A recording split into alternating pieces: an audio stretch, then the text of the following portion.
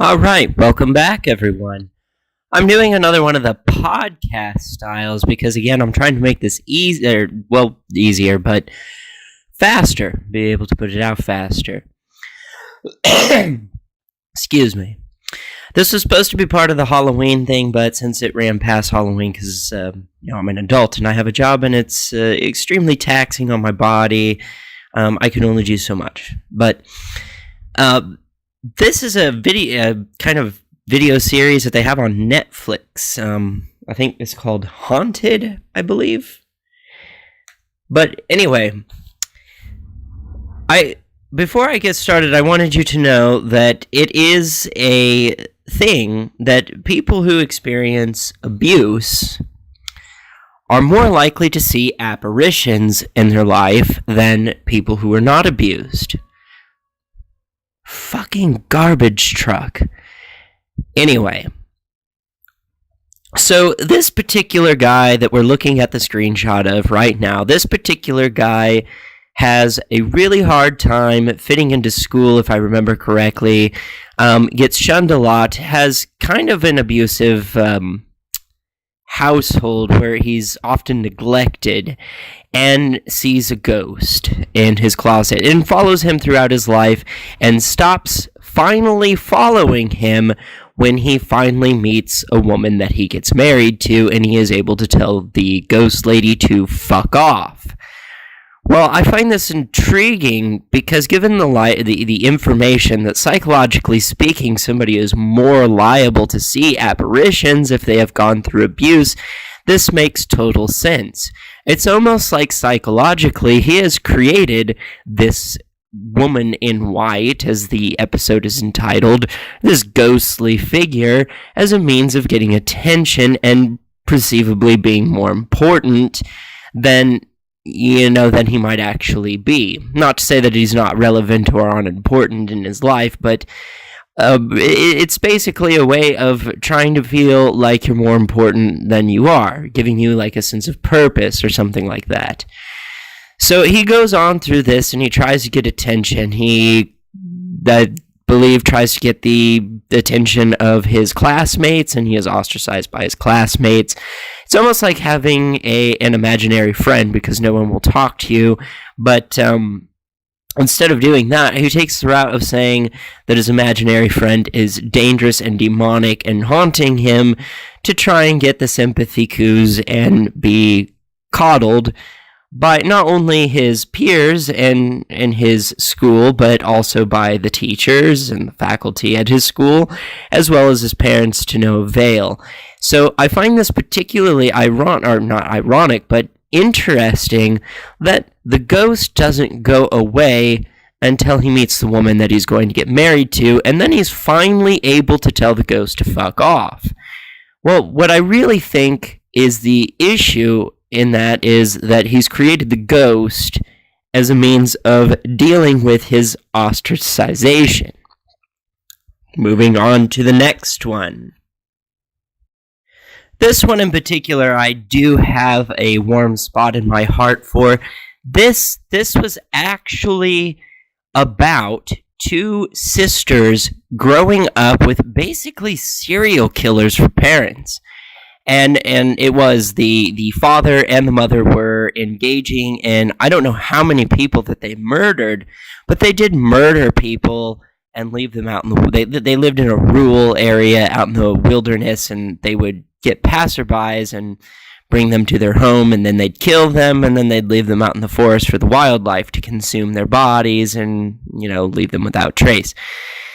I cannot even pretend to imagine what it would be like to be raised in a house with serial killers. I can't even begin to imagine what that would be like.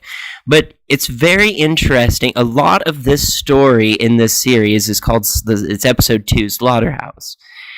It's very interesting because a lot of it is really about the abuse, just mental and physical abuse and terror that these two sisters went through living under the roof of two serial killers for parents. But one of the ways that I find interesting that psychologically they learned how to deal with it was by rationalizing that their father could not possibly have been their father, but indeed was possessed by a demon. Now, and of course, that isn't true. He's not possessed by a demon. I think that that's just what they have to say to rationalize how. I mean, of course, you're going to have cognitive dissonance when you're raised by serial killers. I don't know how else you would cope with such a thing. And now we'll go on to the next one. All right. I'm going to skip the next three because I really don't remember, and I didn't sit through and watch this entire season, taking notes. I only remember like I think I fell asleep during these next three ones. Well, except for the alien infection, but the next three episodes. One is Demon in the Dark. I don't remember that one, nor Children of the Well. I fell asleep during those. But Alien Infection, I did watch, and we're not going to go over that because fuck it. But Demon in the Dark, I don't remember, and I have a screenshot of that. But no, we're going to go on to the final episode in the season called Stolen Gravestone. This woman I find particularly interesting, because she seems to find a way to use like a demon following her to push people away from her. And it's really interesting. At one point in this episode, she has her ex-husband with her. They apparently it's so it's funny because they're both talking, and from the way that it sounds, it's almost like they met each other and they're like, wow, you're hot, let's get married, because that always works out. And even at one point, the woman I think it was either the woman or the guy, I think the guy is more interested in a relationship than the female, but the guy, no, I think it was the woman, one of the two, eventually ended up saying that their relationship was dangling by a thread, that it was falling apart. The woman conveniently uses the argument that it was the demon's fault, that she couldn't have him involved with the demon, so he kicked him out. He's heartbroken, he's crying, he's still sad about it to this day, but she wants to be alone, and it's all the demon's fault. This to me says that there's a deeper psychological issue going on inside this woman's head. I don't know exactly what it is, but there's definitely a fear of commitment going on here. And she definitely uses the demon to push people away from her. She says that she stole a gravestone, and that is the reason why. Definitely not the reason why. Gravestones are broken all the time and replaced. Just, that's normal. That's just something that happens.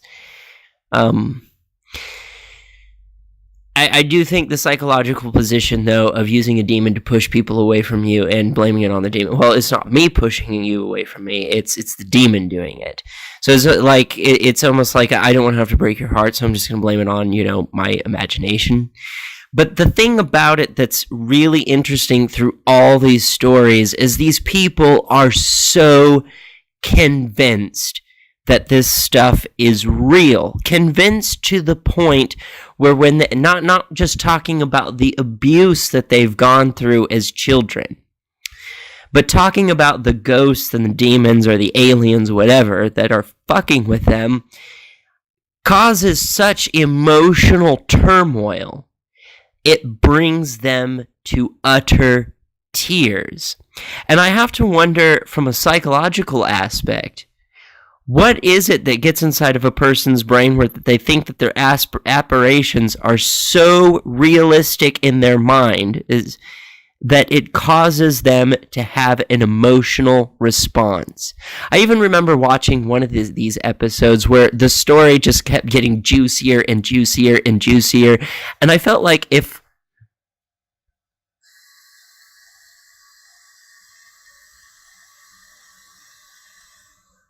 stupid leaky toilet, but I feel like if you were to actually sit down and have an interview with this person, they would keep coming up with new stories over and over and over again. Oh, I remember this one time that this happened. Oh, I remember this one time that this happened. I remember this other time that this happened. It's a continuous thing of like a continual stream of flashback memories that just gets longer and longer and longer and longer. And if you were to actually write it down, the approximate date or age range that this supposedly happened in, and go back through it all, I'd be willing to bet that the timeline would not make sense in any way, shape, or form. Like, there's no way this happened to you in this timeline that you've been given.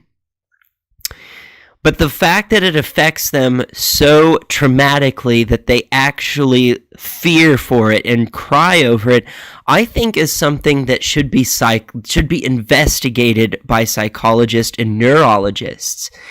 The fact that it can impact them in such a way, what is it that separates this idea of apparitions and everything from essentially being a delusion of grandeur?